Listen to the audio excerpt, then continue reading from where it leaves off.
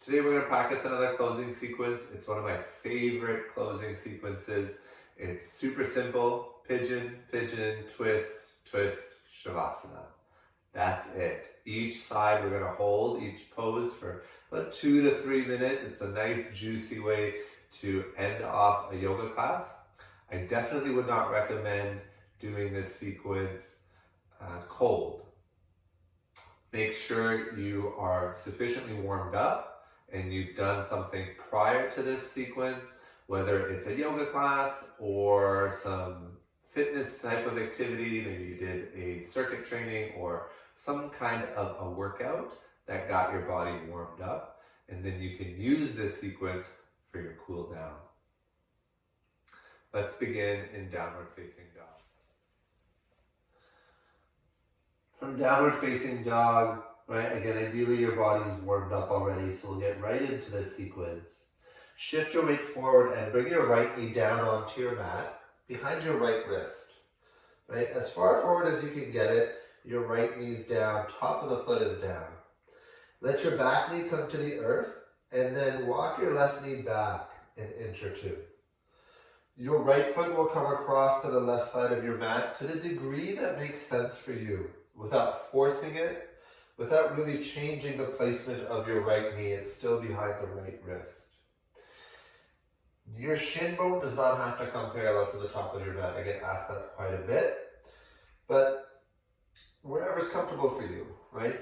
I want you to make sure there's no pain in your knee joint. Take a look behind you. Left hip, knee, and ankle are all in a straight line. You can point the left toes or keep them curled under, your choice. From here, take an inhale, lengthen your spine. Then as you exhale, start to walk your hands forward and gently come down onto your elbows. You can stay here for a couple breaths and double check and see how you feel. If all is going well, you can try to take your elbows a touch wider, stack 2 fists on top of one another right underneath your forehead. Take a few breaths here. If all is going well, you can try lowering your forehead down to just your hands. Again, try to get a little wider through your elbows. Maybe forehead comes to the mat. And take the next 5 to 10 breaths to settle into this pose, to wiggle or fidget in any way that makes sense. Maybe you choose to settle onto your forearms. If you're settling here on your forearms, notice if you're collapsing your heart down towards the mat. Try to keep your forearms active and press them down so that your shoulder blades gently separate and your shoulders are clear of your ears. Neck is relaxed. Jaw is relaxed. Facial expression is neutral.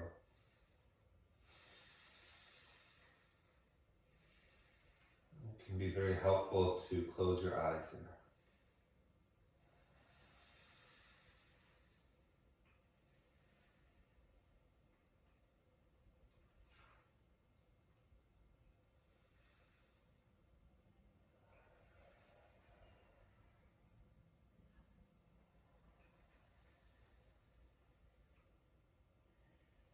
Pigeon pose can get quite edgy, as the sensation may intensify. Try to maintain this calmness in your neck, your facial expression remaining soft. And notice if you inadvertently start to clench and hold tension somewhere else, maybe in your fists, maybe in your jaw, maybe somewhere else.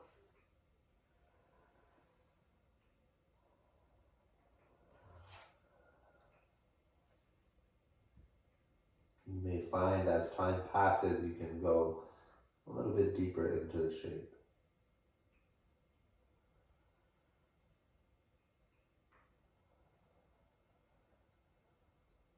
Take 5 more breaths, please.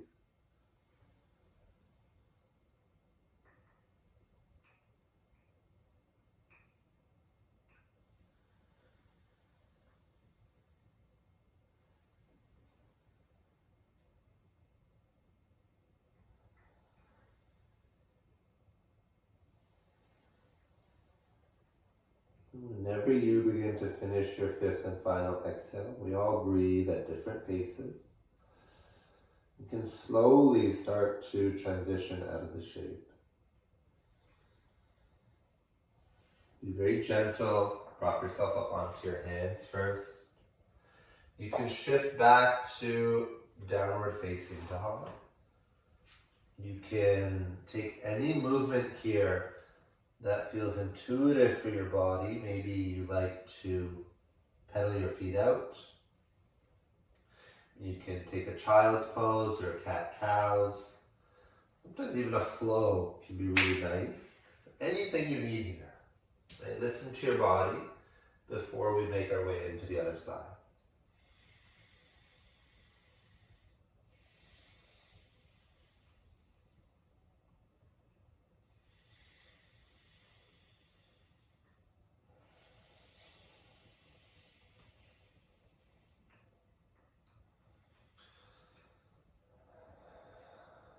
When you feel ready, you can start to make your way to the left side. You don't have to just blindly follow my instruction. If there's any other movement you need before settling into pigeon on the left, please go ahead and take it. And when you're ready, start to set up the same way you did on the previous side. But note that it might feel a little bit different, and it may look a little bit different. Right? From side to side, you might notice different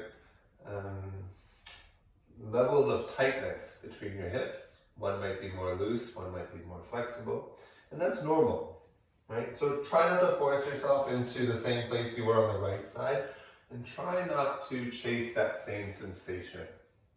Treat this pose like a completely new shape.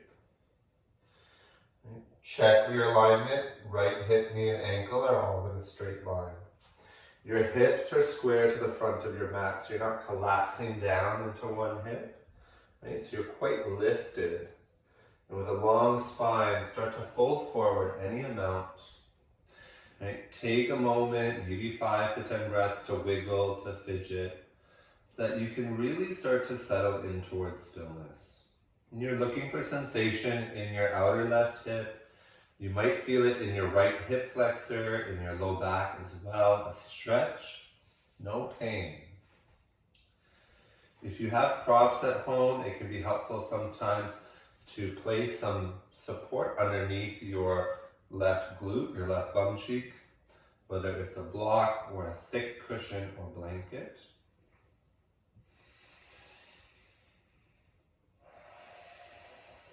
Once you settle physically, really start to settle into your breath.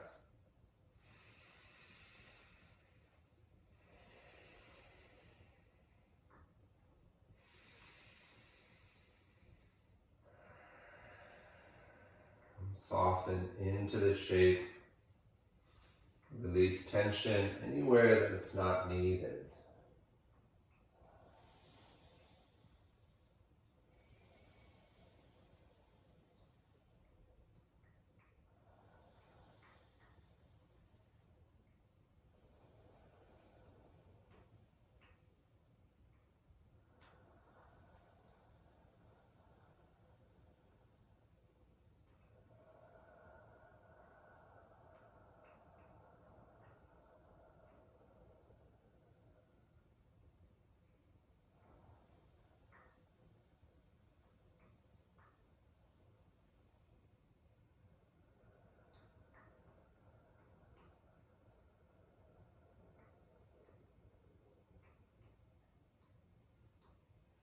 Your final 5 breaths here. Be patient. Try not to rush.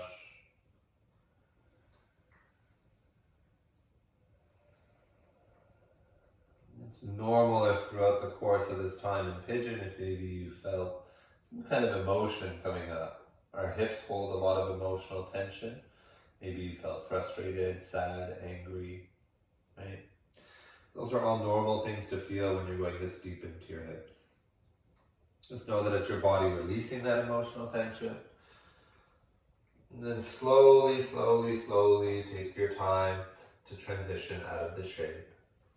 Down dog, flow, cat-cows, child's pose. Really anything goes as long as you choose to move with a mindful intention. You move slowly and purposefully, right, to restore some balance back into your body, into both legs, both hips.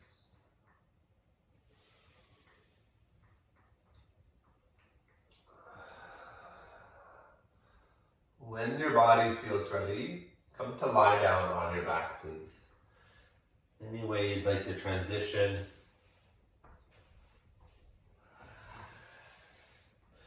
As you lie down on your spine, give yourself time to give a nice little squeeze of the knees into your chest. Maybe a little rock, help massage your low back, your tailbone, and your sacrum.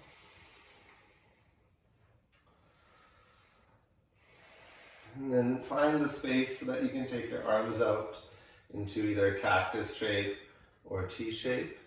I'm a little bit restricted here with the T-shaped arms because of the wall. I need to give myself enough space so that I fit in the frame of the video. But if you have the room to extend your arms out, please do so. It feels so nice and juicy. It doesn't matter what side you start with. Let your knees fall over to one side. And I find it important for the bottom hip to move back into the middle. So if your knees went to the left, make sure your left hip slides a little bit back over to the middle of your mat.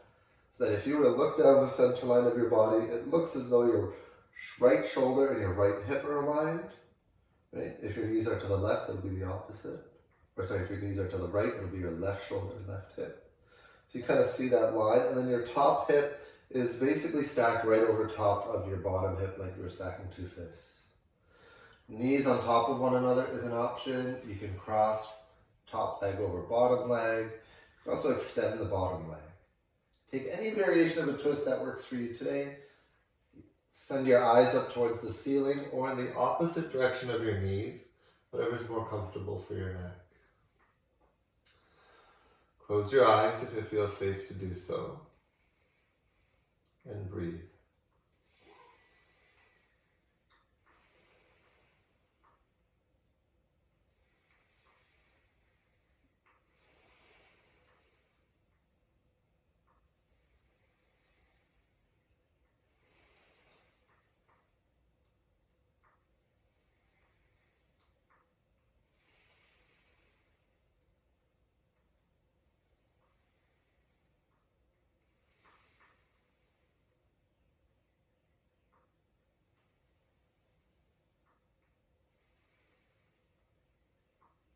Take another 5 breaths here.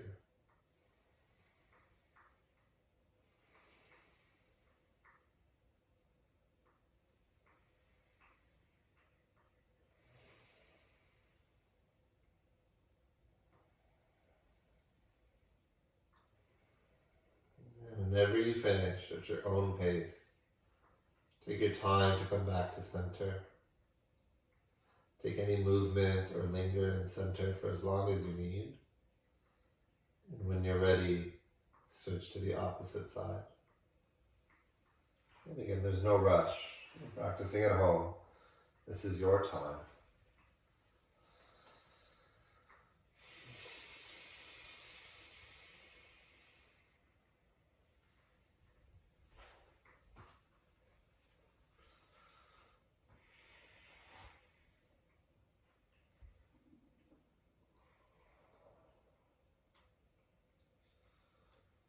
Deep belly breaths when you settle back into your twist on the opposite side. Eyes closed, facial expression neutral.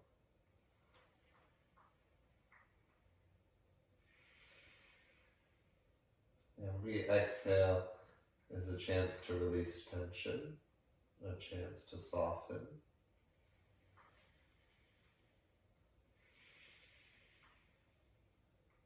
And a chance to be more present.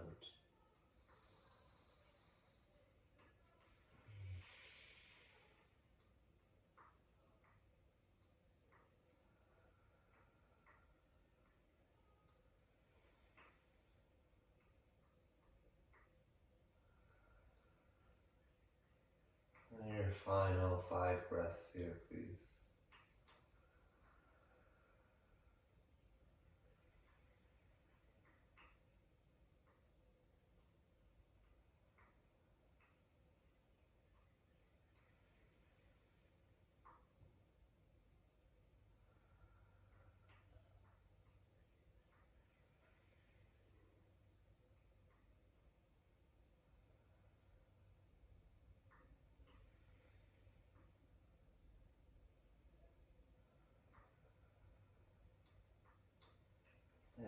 you finish, take your time to return back to center.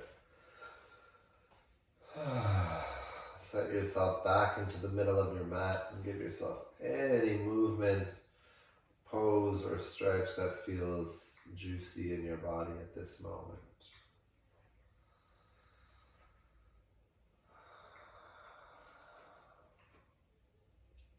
And when you're ready, feet come to the widest corners of your mat.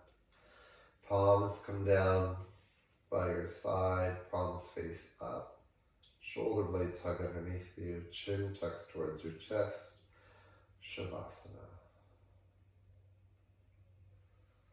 If your low back needs any extra love at this point, bend your knees, place the soles of your feet wider than your hips, and let your knees touch. Constructive rest is a great option for Savasana to support your low spine.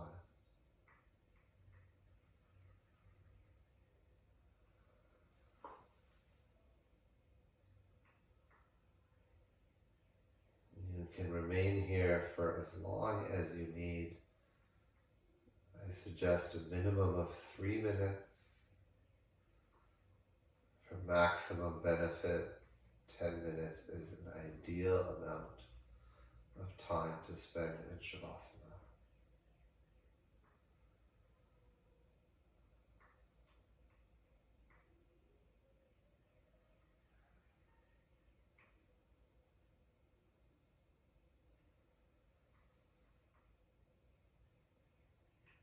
Thank you so much for choosing to practice. Namaste.